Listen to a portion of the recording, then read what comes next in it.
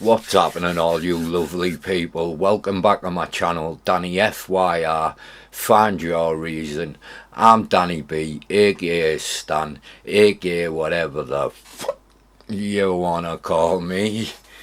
And for this video, I've decided to do a reaction to a channel I really like. It's called That Chapter, and it's a guy called Mike, an Irish guy, and he's a great storyteller.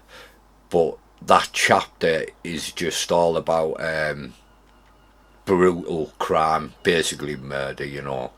So we're going to have a look at one of his videos today. So shout out to That Chapter, go and subscribe because he is really, really good. And the video we're going to be looking at today is the deadly stalking of Anna Ruggles. So I mean, that sounds a bit ominous, you know what I mean? The deadly stalking of Anna Ruggles. I mean, it's when I watch videos like this, man, sometimes you take it for granted, don't you? That like people are just inherently good, but I mean, you've got to watch your back and try and you know, figure people out. If you get a bad vibe from them, you know, stay away from that person, things like that. But anyway, we'll get into this video. I hope you enjoy it, because he is really good. So without further ado, let's go.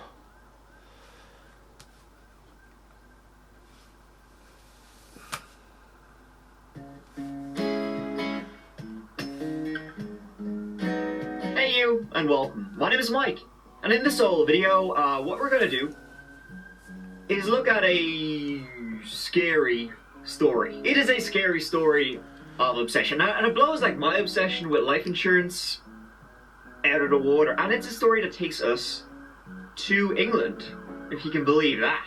Wow. It takes us to a town that's kind of outside of, but also part of Newcastle. I'm not even gonna attempt the Geordie accent.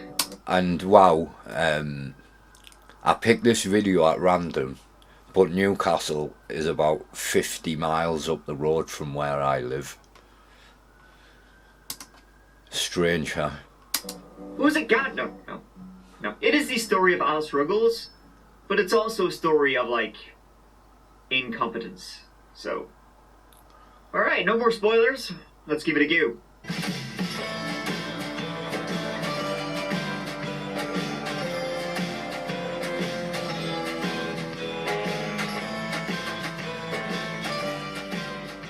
To Gateshead, which is just across the river from Newcastle in the north of England. It's sitting on the River Tyne, opposite Newcastle, that's upon it. About 200,000 people have the privilege of living there, and despite what was said about it in 1934, which is that the town appeared to have been designed by an enemy of the human race. That is a sick burn, though, I like it. And today, generally from what I could find reading online, seems to be a lovely place to live. The last time I went up there, it seemed fine, you know, just like any other city, to be fair. With a lot of praise for its architecture and its arts, so look at you! Though to go back, the burns against Gateshead actually go to as recently as 2007, when a foreign tourist, was entering the UK.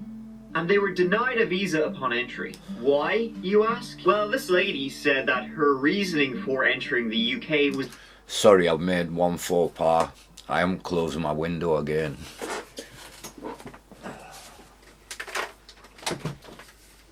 Damn. Outside noises. I hope I'm back in frame okay.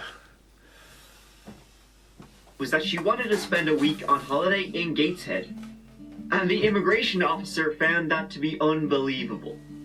True story, and very funny. Now though, let's go back a minute.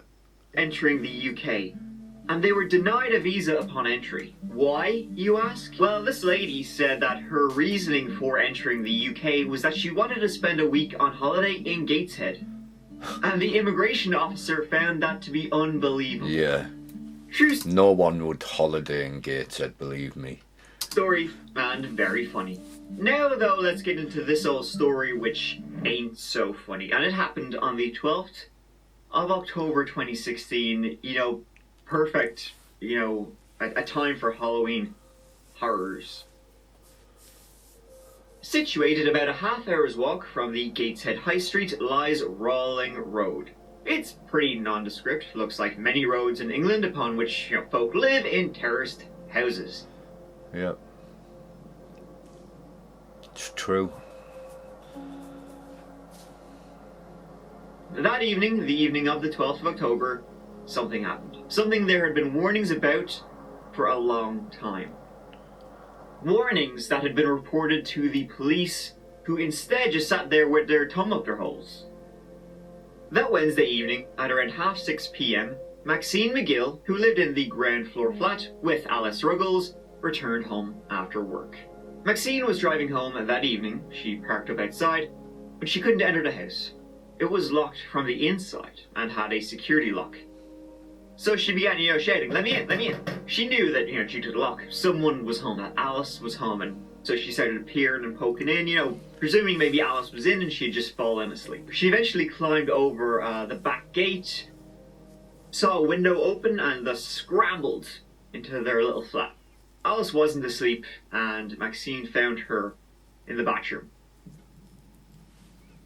I've just come back to my flat. The door was locked, so I'm crouching to the window and my flatmate's covered in blood in the bathroom. Oh, Is she God. breathing? I don't know. I can't look. I'm sorry. Okay, try to take her off. She's covered in blood, did you say? Yeah.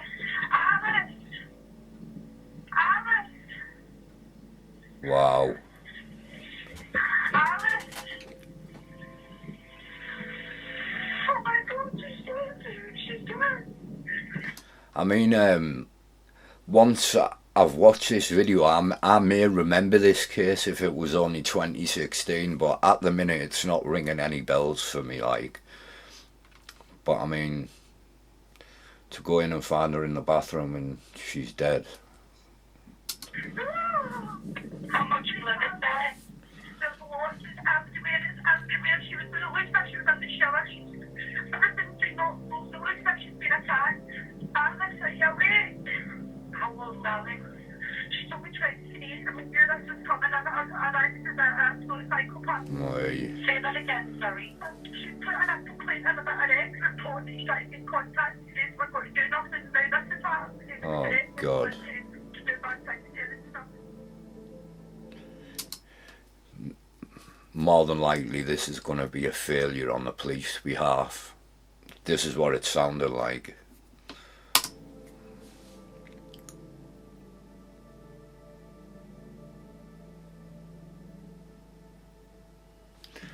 But I mean, what a thing that must be to find, Imagine it.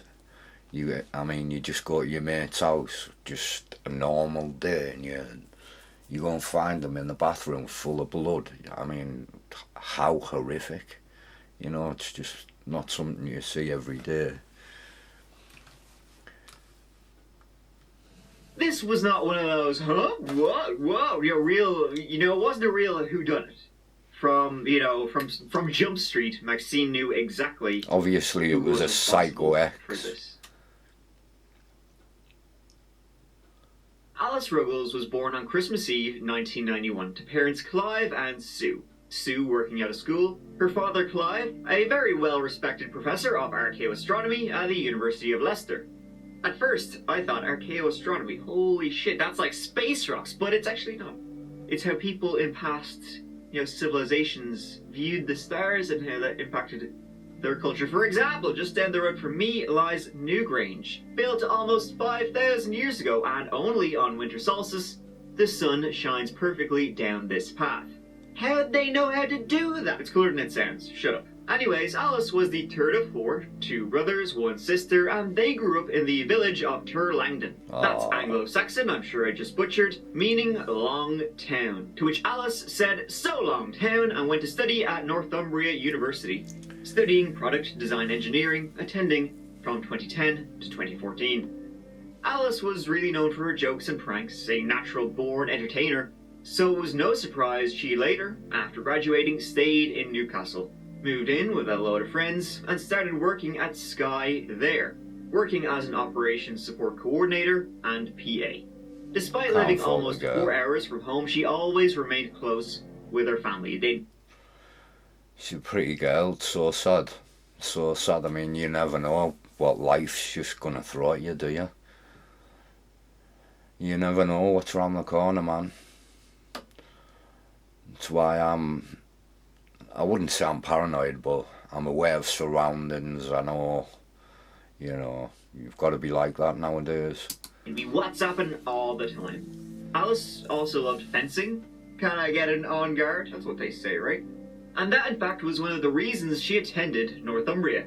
She was remembered well by her colleagues at Sky as having an absolutely infectious personality. Poor and girl. so it was in early 2016 that she started dating someone she met, on Facebook, kind of a friend of a friend, and they started messaging each other. That guy's name was Harry Dillon, or Harry DeHillen, and he was a dipshit. Harry's real name was Sherman. He was originally from India, and they often move around as his father was a major in the Indian Army. So they'd go from base to base. He was an only child, and grew up pretty damn well off, and spoiled to shite. And Harry followed in his father's footsteps, but first he began his degree, Strategy Management, in India, and then, after being given the option to spend his final 2 years at Queen Margaret University in Edinburgh, he gave that an old hell yeah, moving to Scotland in 2010, when he was 19 years old. I mean, he's been about a bit, hasn't he? Moving to Scotland when he was 19. He's been in some countries. After that, he saw the army was recruiting, and he said, "Don't mind if I do," and he joined the British Army, eventually becoming a Lance Corporal and Signaller with the 2nd Scots Regiment. I salute him for that, but I don't salute him for what's coming. He served in Afghanistan. He worked protecting the royal family when they visited Scotland, and he was even preparing and training to join the SAS. Yeah! Again, I salute him for that, but obviously something goes wrong. Yes, the Super Army Soldiers. It was actually while he was stationed in Afghanistan, non-combat role, that he began talking to Alice. They began messaging each other. It started small, but it didn't take a whole lot of time for, every day they were video chatting each other, non-stop. When he returned and was based in Edinburgh Barracks, about a 2.5-hour drive away, they began dating properly. Alice was seemingly mad about him. They were inseparable. Then shit piled up and up and up and up. And up. As it does. As it does. People noticed Alice was not her usual self.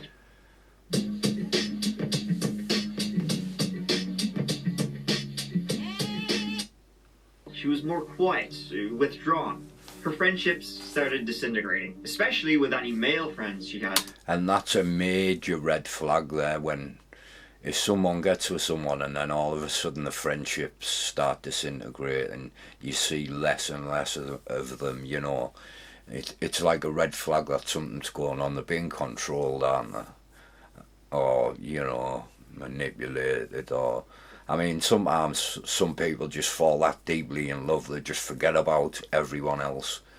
But that's very rare, you know what I'm saying? Well, not anymore. In fact, she had to move out of a shared house she was in and move in with Maxine on Rawling Road. Harry would be there all the time, and her having less and less friends started to make complete sense to Maxine. He was totally controlling of Alice. Yeah. What she did, how she dressed, who she hung out with. All of it. He had a checklist, and pretty much everything that was on that checklist was about him. Drinking without him. Wearing makeup when he was not around. Talking to boys? Huh? He must be joking. Not on his watch. Anytime she even spoke to another man, he called her, horrible things, and said she was flirting and all this. Cheating on him. That sort of thing. And of course, you can probably guess it and see where this is going. Whenever somebody accuses somebody else, yeah. and that accusation is pretty baseless, you can bet. it's the person accusing is the one cheating. It's always the case, isn't it? You know. Bet your ass that the accuser is the one actually doing it. Harry was the one who secretly had the Tinder and whatever dating apps, chatting up girls all day, cheating on Alice on the reg. He had complete control over her. What was she gonna do? Well, dump him. In late summer 2016, when one of those women he had hooked up with messaged Alice and was like, "Hey, you know your boyfriend is what he's up to?" And she couldn't take it anymore and began to see him for, I guess, what he really was. Yeah. Just a manipulator, user. Get out as fast as you can. Just a sack of shit. So she turfed him out, but he kind of ended up like a bad penny, or I guess more aptly a turd that won't flush. She was done with him and ready to move on, but he wouldn't take. She was done with him and ready to move on for an answer. He wasn't having it. Yeah, some men get so possessive that take no for an answer. You know what I mean? And they think that's that woman's. Well, if you look into many cases like this, that's how it ends out. That the man can't take no for an answer. That the relationship's over, and it generally ends up like this when the man can't take no for an answer.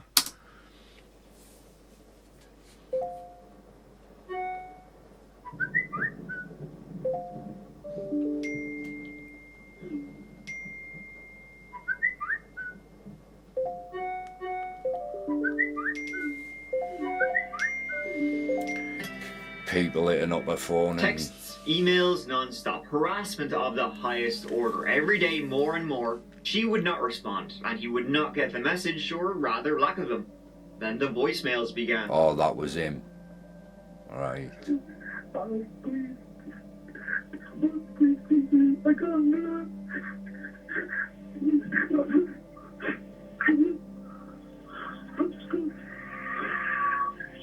please call me back, please.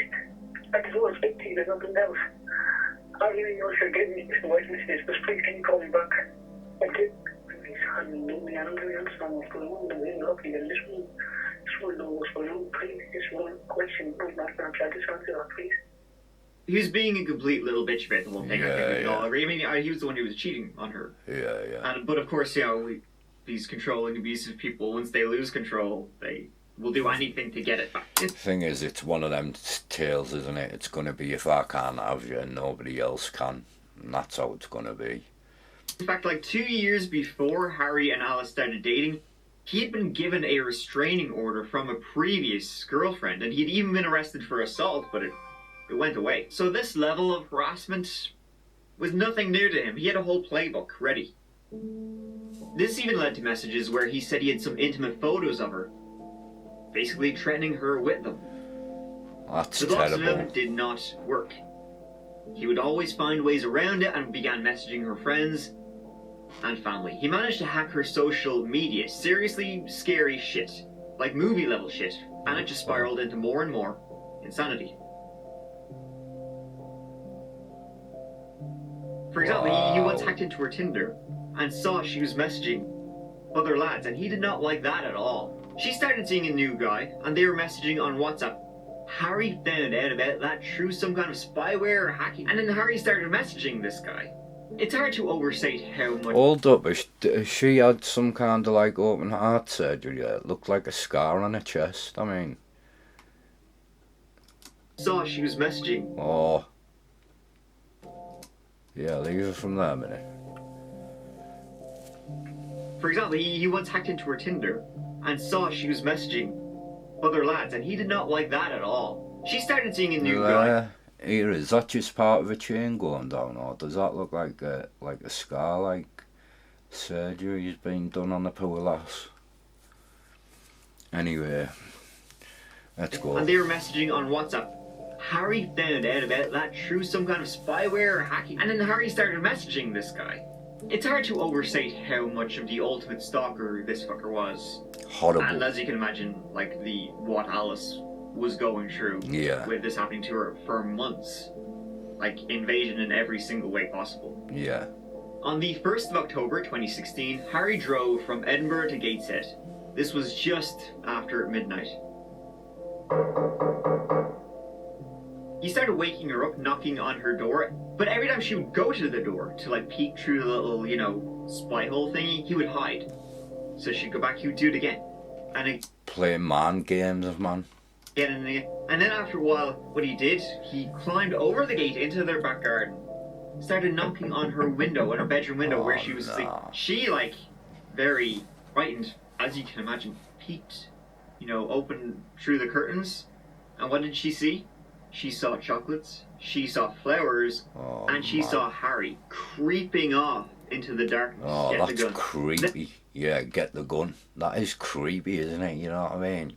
The girl has told him no, and he's still, wow. Then that same night, she got this message.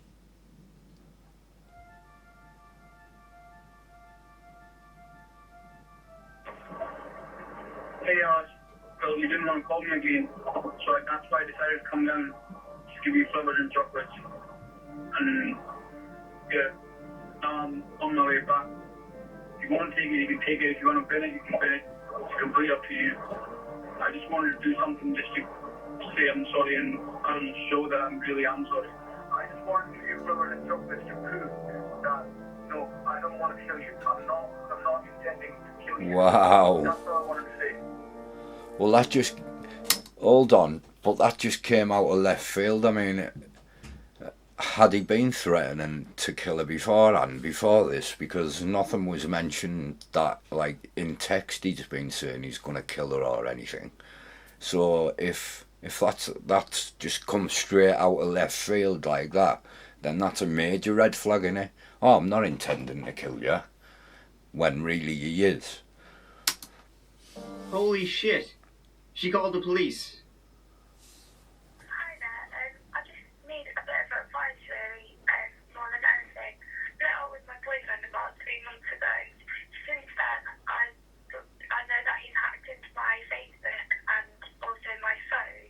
He's been sending me a lot of messages, even though I've asked him not to contact me. And he sent me a message saying I've been in the garden since 5. I had to knock on my door, and there was no one there. And then it happened again.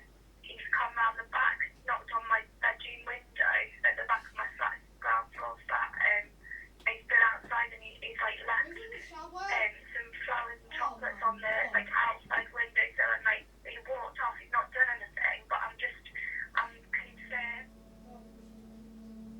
The police called over the next day, took details, a statement, and if he calls again, let us know. So they gave her a list of options of what could be done. And she opted for what's called a PIN. That's a police information notice. What that means is that if she ever calls the police on him again, he'll be notified. It's kind of nothing. It's nothing. Really. It's less than even a slap on the wrist. What they'll do is they'll go to him and say, your behavior is unacceptable. So, that's all. Stop it. It has no legal basis at all. There's nothing they can do. It's not like anything. What a PIN was not explained to her correctly. So she ended up feeling like she'd done something proper to make him stay away, and she ended up feeling a lot safer than she actually was. A week later, after this, right, in early October 2016, Alice actually started to feel, okay, I called the police, they did a PIN, that's got to be a good thing, right? She needed to go and get a restraining order on the dude, man. So whenever he turned up at the door, he'd get arrested. And obviously she thought she'd done the right thing. The police had just given nothing. The police, they've never done the job properly, basically. And he has a message. All done. And then she got a package. In it was a creepy-ass letter and old photographs. So he was not supposed to contact her again due to the PIN. And so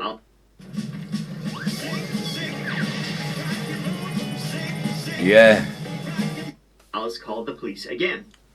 Hi there. I've been in touch with the police. Somebody's been issued with a PIN so that they can't contact me. However, I've had a letter off them. Who's it from? Harry Dillon. So that's what the PIN's against, is this? Yeah.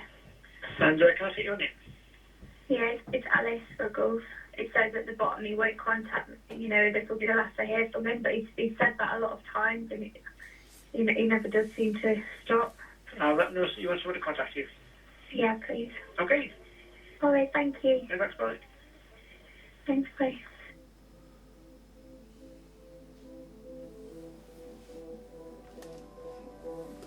They did not take this seriously at all. They're like, yeah, sure, be grand. You know, we'll get right on that, you know. They did call back and they asked, hey, do you want us to, like, do something about this? You know, or do you want to arrest him? Do you want us to arrest him? She said, no, I don't want you, like, she didn't want him to actually get in trouble. She just wanted it to stop. Thing is, they shouldn't have even asked her. He already had a restraining order in his past, so that should have been a red flag to the police. Exactly. And you can't exactly put the onus on the victim if you're supposed to arrest someone or not. A few days later, Harry was even caught parking outside her house. See, Harry had been told by everyone, army buddies, friends, to stop contacting Alice. He didn't listen. Then he drove up to her house on the afternoon of the 12th of October, parking down the road from her place. While waiting, he contacted a girl on Tinder looking to hook up. For Alice, this was another day at work. She was leaving at about 5:20, like a regular day. She got a lift back home to her place. But this is a pure obsession now for that Harry Dillon. It's like some fatal attraction type shit now, isn't it? He's just, yeah, he's completely off his boiler now.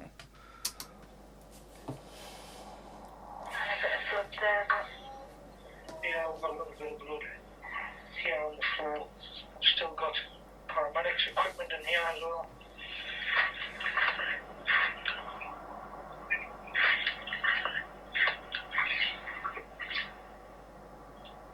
She's lying on her back in the bathroom with a very large hole in her neck.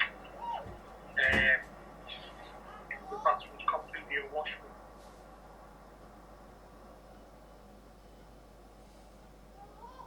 While she was home alone, Harry broke in through a window. Hard to say exactly what happened, but Alice ended up in the bathroom. Horrible. The police could tell from the scene that there had been some kind of scuffle. She had defensive wounds on her, and then, when she was lying face down on the ground, he knelt on her back, pulled back her hair, and slit her throat 6 times. 6 times? He then took her phone back with him to Scotland. That would be traced. Maxine arrived only a few minutes after Harry left the flat and found Alice. She dialed 999, the emergency services arrived, the police arrived, but Alice was pronounced dead at the scene. Let me know what you think of this. Oh, crazed loon. Forensics were in to gather everything. In fact, a few hours into the investigation, the police would arrive in Edinburgh to arrest Harry Dillon. You don't have to say anything, but it may harm your defence if you don't mention any questions. Something later on in court. Anything you do say may be given in evidence. He was arrested in the barracks, looking like a wild shite. You know, scratches all over him, the whole lot. He denied having done anything. So, Harriet, 1834, I was yesterday. He's got scratches all over him and everything where she's tried to fight him back, but he's done for. Alice Ruggles was found at her home address in Gateshead. She'd been murdered. Okay. Did you murder Alice? No, I did not murder Alice. Liar. Do you have any knowledge of this? No, I don't have any knowledge. Liar. Were you present when this murder occurred? No, I wasn't. Liar. Her DNA would be found on his bracelet and on his steering wheel, and as much as he tried to deny having ever been there, the entire situation was undeniable. He would play down the whole stalking thing, how he was a crazy son of a bitch, and he was just trying to talk to her. That's all. She told people that I was really abusive and I used to stop her from doing things, and it was a really horrible relationship. She didn't have a... That's exactly what he was doing though, man. And he's saying the total opposite. That's definition of psychopath to me, because absolutely no remorse, man. It's not like he's got his head down or anything. He's just like, he seems so confident about it, you know what I mean? Life, that's a lot of rubbish. There's something that I did I shouldn't have done, but because I had her Facebook password, so I went on her Facebook and changed her password because I just didn't want her to go back on Tinder, and I was just desperate to not let her go back on Tinder. How do you know she was on Tinder? So one of the guys in my flat in the army barracks, he was on Tinder, and I found out that she was on Tinder because she showed me. So you've logged on as her and changed that password? Yeah. Obviously, I'm not going to sit here and say I don't stalk her and all that, but obviously I did look at her Facebook to see what's going on, because I've been with her for so long through all these things, so I can't just turn her off my head. Sorry, take time. Sorry. And he would say that sure he was there that day, but she was breathing when he left. Yeah. I jumped over the wall. So you've jumped over? Yeah. So I jumped over, and she then started saying, what are you doing here? I'm going to call the police, leave now. And I'm like, Alice, please calm down. Stop panicking. I'm just here to speak to you. You've not given me my answers. I just want my answers. She said, I don't want to speak to you or see you because I've heard stories about how guys like you end up killing their girlfriends. And I've got a feeling you'll probably do the same. I don't want to die. I want to live. We're looking for fingerprints. We're looking for blood transfer from the scene to the car. See, the thing is, sorry I'm interrupting, there won't be any blood transfer because there was no blood on me when I left that place. So are you saying when you left her, she had no injuries or anything? Oh, no, absolutely nothing. No injuries. Nothing. Liar. Perfectly fine, fit, healthy. We've been told exactly what happened to her. And how you cut her throat. No comment. Are you looking back? Are you? Do you remember what happened? No comment. Do you remember what you did? No comment. Do you remember how bad it was? No comment. Do you remember the blood spraying? No comment. I'm being told that you suffered. She must have known what was happening. Just evil. No comment when the Bobby, he's got no remorse for it at all. Like I said earlier on, it's if he couldn't have her, no one could have her. And that's his mindset. Because she didn't die straight away. You've got 4 tiny little scratches on your face. Her throat is slit open through the voice box. Back to her spine.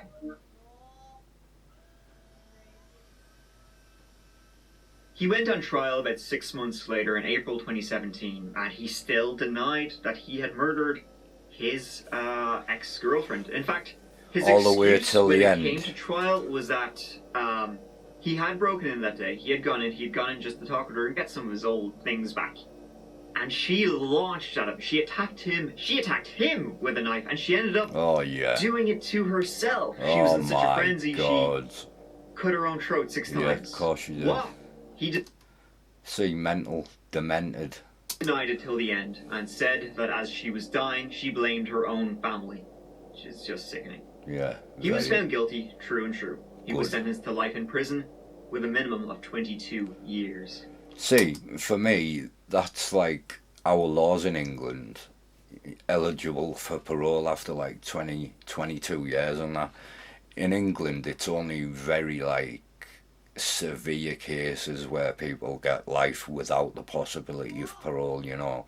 Generally, life sentences, you do get the possibility to have parole after so many years, 18 years, like he said, 22 years.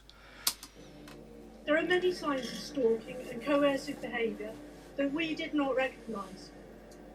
Everyone should know about these signs.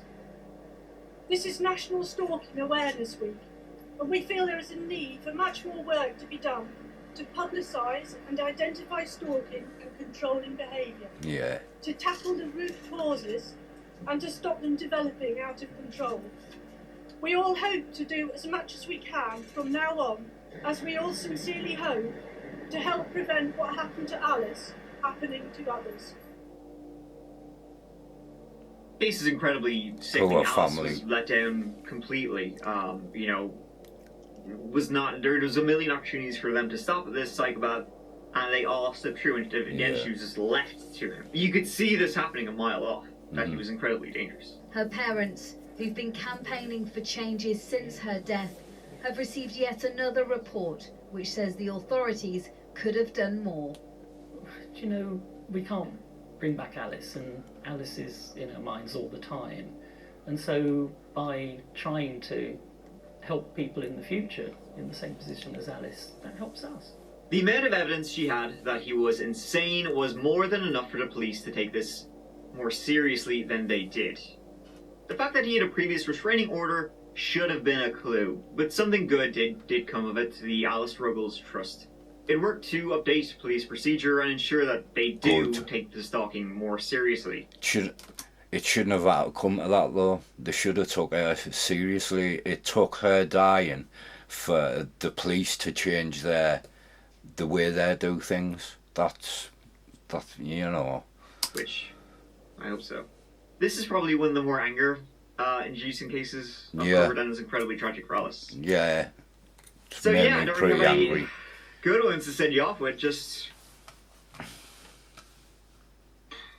that guy was a real cunt. Yeah, I agree, Mike. I agree. Thank you so much for watching. I really appreciate you taking the time to watch. If you've gotten this far, you've seen the whole video, so that's great. Thanks. Listen, here, go on. I'll see you, as always, real soon in the next little video. You know it. Which will be either Tuesday or Friday, depending on when I post this video. Haven't decided, so that's exciting. But yeah, here, please, you know, as always, go on. Take care of yourselves, because I love you. Mike out. And that was that chapter with Mike and the deadly stalking of Alice Ruggles, and she was let down and the police failed her, and unfortunately it led to her death.